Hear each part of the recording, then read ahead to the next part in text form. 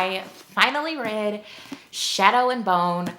I loved it, guys. I'm a part of the, what is it, the Grishaverse now. I'm hooked. I'm obsessed. Let's talk about this book.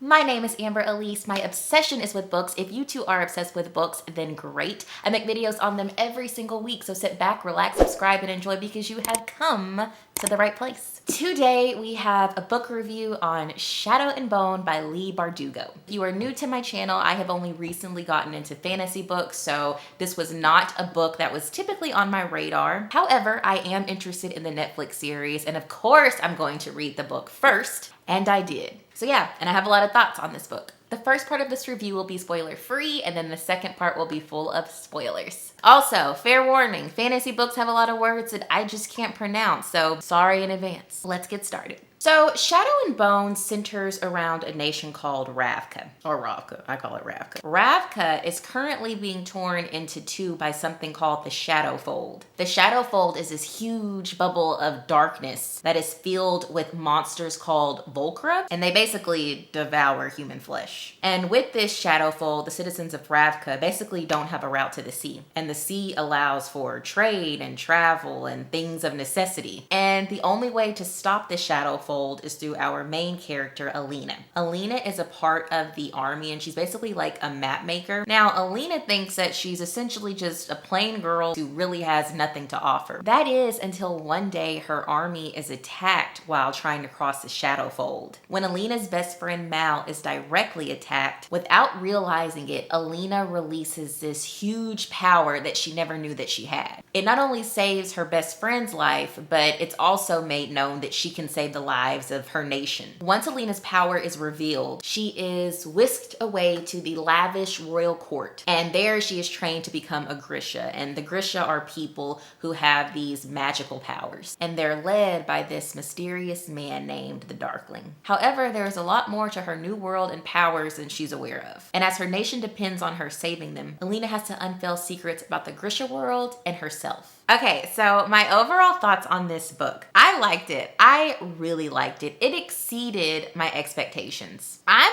like turning into a fantasy girl. I can see why this book probably had a lot of hype at its prime. Well, I guess it's at its prime now with the Netflix show, but I could see why it's a book that's very popular. It is definitely a YA book, and if you know what I mean, you know what I mean. I think it's a good, solid story that the masses can enjoy. I'm pleased with my experience. Let's talk about some cons. Chapter 1 was a little spotty for me. There are so many things that are thrown at you and you're in these different worlds and different people and different meanings and animals and creatures and stuff that I don't know what they're talking about. And when I'm sitting there trying to understand what the heck is going on, it can take me out of the book for a little bit. But once you start figuring things out, it was good. The character development of some of the characters was there, but not all the way there. Two characters in particular, Mal, her best friend, and the Darkling, they were such intricate parts of the book, but I felt like I didn't really know them. But then I kind of felt like I did. I don't know. I just needed more. I wanted to know more about all the other Grisha. I know it's about Alina. She studied a lot, you'll see when she goes to the training camp, about the history of the Grisha and all of that stuff. And I wanted to know a little bit more about that, which there's other books, so I'm sure I'll learn a lot. But yeah, I needed more Grisha. There were some cheesy, not cheesy elements, but like sometimes the whole, you know, Alina is the one, the main character. She's the one to save the world. Sometimes I'm just like, I think I just wish there was more to that than her just being this chosen one. But at the same time, like I said, I kind of like that YA cheesiness. So I don't know. It's a con and pro. But yeah, those are my cons. I don't really have that many. Now for the pros. I just love our main character. I love Alina. First of all, I love her name. I hope I'm saying it right. I loved her growth. She was a perfect YA character trope. I like the drama in the book. I like the action. This was a book that kept me at the edge of my seat. I wanted to keep reading it. I love this world that we were in. I felt very captivated in it, and I think that's why this is going to be a good Netflix show. I like the way the author described the broom she would be in and the outfits they wore and the food they would eat. It made it that much more interesting. There were certain friendships or just small interactions that Alina had with different people throughout the book that I enjoyed. They were subtle, but they meant a lot to Alina's journey, and I like that. Also, this book was paced very well.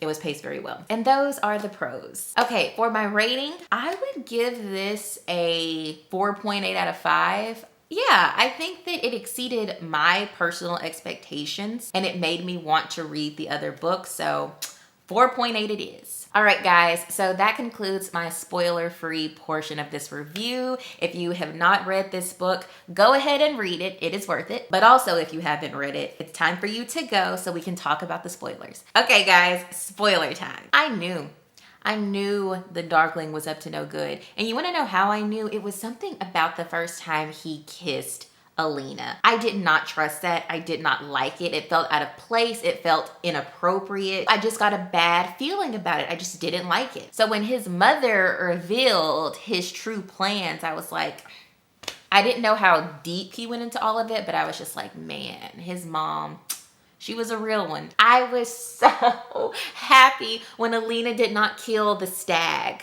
Is that how you say it? The stag, to get the amplifier. I was so happy. Now, the Darkling and his crew ended up killing the stag, but I was so happy she didn't, and then it paid off. Do we think the apparatus was good or bad? Now, if you read the other books, don't tell me because I'm on my way to reading them, but I can't tell. He definitely freaked me out. I don't know, but I want to know what he wanted to tell her now because I don't know if he was good or bad, but then he like took the role of the king or something or was in place. I don't know, but I need to know more about him.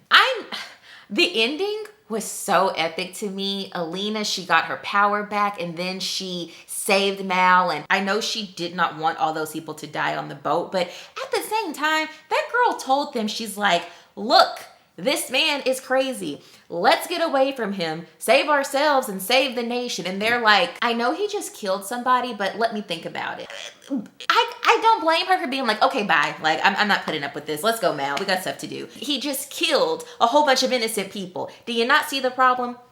I don't know, though. I'm a little worried about that power that she has now. She seemed a little too happy to keep it, a little too happy with what it felt like, although I know it probably felt great. But I'm a little nervous. I want to see if she's going to just keep it all in and stay the sweet Alina that she is. The Mal thing, I feel like the Mal we saw at the beginning was a little different than the Mal we saw at the end, who was all of a sudden so in love with Alina. I do buy that he loved her and that he would do anything for her, but it just seemed like two different people. But of course, when you're going through life-changing events, I'm sure that changed him. I don't know, it was interesting, but I love their relationship. It was great. They were so sweet together, and I'm glad they are chugging this out together. They're gonna make it, I hope. But at least for now, they're together and alive. I get the amplifiers, but I don't get the amplifiers. Why did the Darkling, or how did the Darkling have that power? Just because he didn't even cut it off. I'm confused. He didn't cut the little antlers or whatever it was off of the stag. I don't know. I need to go back and look at that because I was confused. It was still a cool touch to the book. I just was a little confused on how that worked. And those are my spoilers. Okay, guys, that concludes my book review on Shadow and Bone. I am about to start the Netflix series or read the second book first. It's going to be a good ride. I'm hooked. If you have read this book, please leave your thoughts on it. I would love to know what you think about it. Anything you liked, you didn't like, let me know. That is all for this video. Thank you so much for stopping by. Until we meet again, go read.